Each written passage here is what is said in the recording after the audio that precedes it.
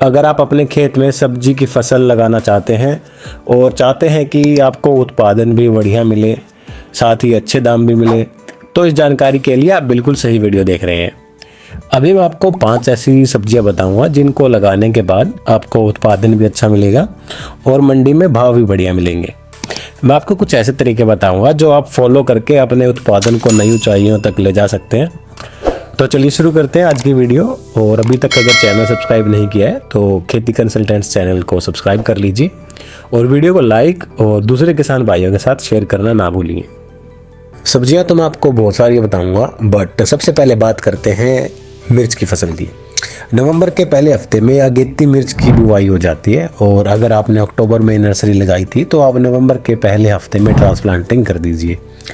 आप सिर्फ वो मिर्च लगाइए जो आपकी मंडी में ज़्यादा चलती हो सकता है वो तीखी मिर्च हो या हल्की तीखी हो या अचारी मिर्च हो। तो आप पहले अपनी मंडी में जानकारी ले लीजिए कि कौन सी मिर्च ज़्यादा चलती है और उसके हिसाब से बीज लगाइए। इसकी नर्सरी वैसे तो अक्टूबर में तैयार हो जाती है और अगर अभी तक आपने इसकी नर्सरी तैयार नहीं की है तो इसकी नर्सरी तैयार करने के लिए आप उसमें देसी खाद डाल दीजिए और हल्का सा DAP डाल दीजिए। फिर उसमें बीज की बुआई करके और प्योर तैयार कर लीजिए। फिर आप शिमला मिर्च भी लगा सकते हैं। अगेती शिमला मिर्च जनवरी फरवरी में तैयार हो जाती है और इसके दाम अच्छे मिलते हैं। तीसरा, आप फिर नवंबर में लगाने वाली प्याज लगा सकते हैं। इस समय लगाए जाने वाले प्याज मार्च या अप्रैल में जाके हार्वेस्ट कर सकते हो और उस टाइम अगर आपको भाव न मिले तो स्टॉक कर सकते हो उसको आप। जब जून जुलाई में बरसात का मौसम होता है तो बहुत बढ़िया दाम मिलते हैं प्याज के। फिर आप गोभी लगा सकते हो, चाहे वो फूल गोभी हो, पत्ता गोभी हो या ब्रोकली हो। फिर आप हरी मेथी लगा सकते हो। हरी मेथी में खर्चा कुछ इतना ज़्यादा नहीं लगता, बट इस समय लगाई गई मेथी का उत्पादन बहुत बढ़िया मिलता है और दाम भी आपको अगर 20 रुपये किलो बिकेगी तो बढ़िया मुनाफा होगा। फिर आप धनिया भी लगा सकते हो और अभी लगाए हुए धनिए में इतनी बीमारियां नहीं आती तो आपकी लागत भी कम आएगी इसमें। फिर आप अगर पालक लगाते हो तो इसमें आपको उत्पादन बहुत ज़्यादा मिलेगा और अगर 20 रुपये किलो भी रेट मिलता है पालक का तो आप बढ़िया मुनाफा में ही रहेंगे।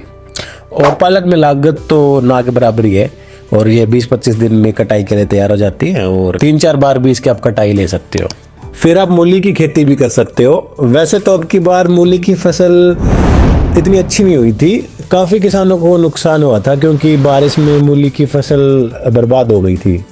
लेकिन कई किसानों ने जिन्होंने अपनी मूली की फसल को अच्छे से बचा के रखा था उन्हें 50 रुपये किलो तक के भाव मिले थे। तो कम से कम 1 लाख रुपए एकड़ तक कमाए हैं कई किसानों ने मूली की फसल में और अभी भी 20-30 रुपये किलो थोक के भाव में मिल रही है।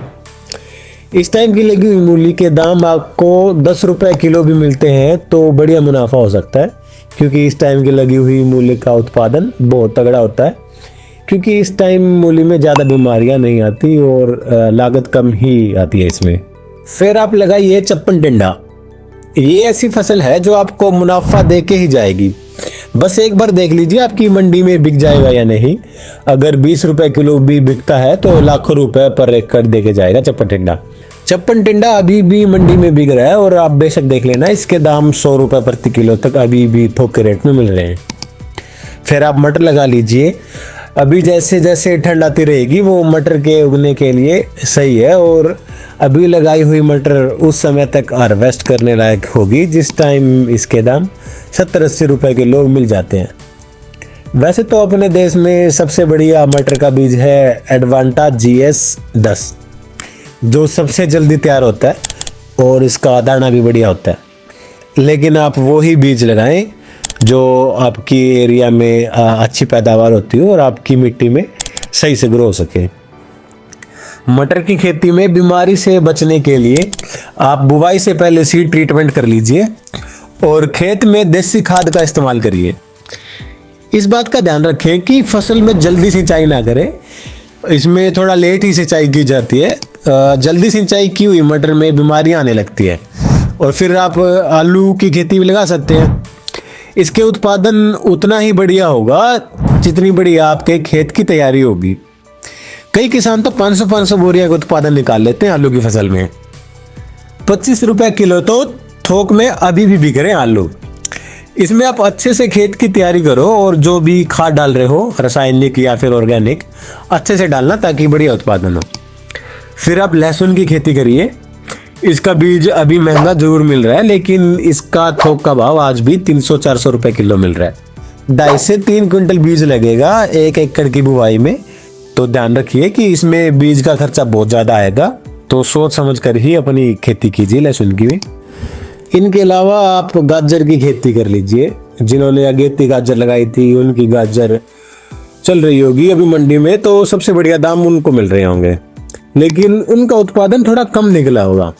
वहीं दूसरी तरफ इस समय लगाई गई गाजर का उत्पादन ज़्यादा निकलता है। गाजर के अच्छे दाम या तो अगेती गाजर को मिलते हैं या फिर पछेती गाजर को मिलते हैं। तो अभी आप गाजर की फसल भी लगा सकते हैं। तो ये कुछ चुनिंदा सब्जियां हैं जिनको लगा के आप लाखों रुपए प्रति एकड़ कमा सकते हो। और अगर आपको हमारी वीडियो अच्छी लगी तो वीडियो को ज़्यादा से ज़्यादा शेयर करें, लाइक करें, और अगर आपको कुछ पूछना है तो कमेंट में कमेंट करके पूछ लीजिए। धन्यवाद।